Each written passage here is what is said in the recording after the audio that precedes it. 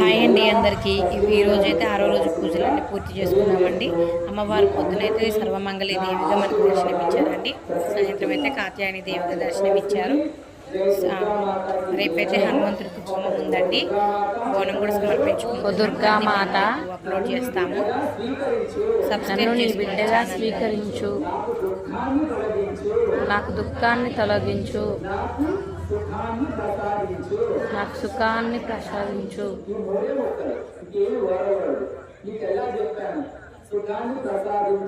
దుఃఖాన్ని తొలగించు. 2 మొక్కలు చాలు.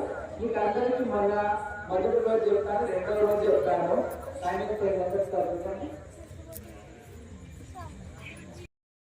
దీన్ని ఎలా సద్వినియోగం చేసుకోవాల్సిందిగా తెలియజేస్తూ మీకు అందరికీ నా ఆశీర్వాదాలు ప్రకటిస్తున్నాను.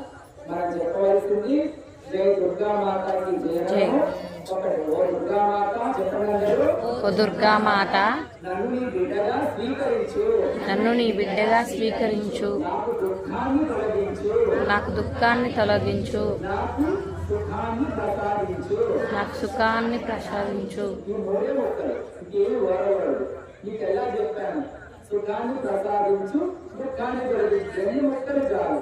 మీకు అందరికీ మొన్న మొదటి రోజు చెప్తాను, 2వ రోజు చెప్తాను. ఆయన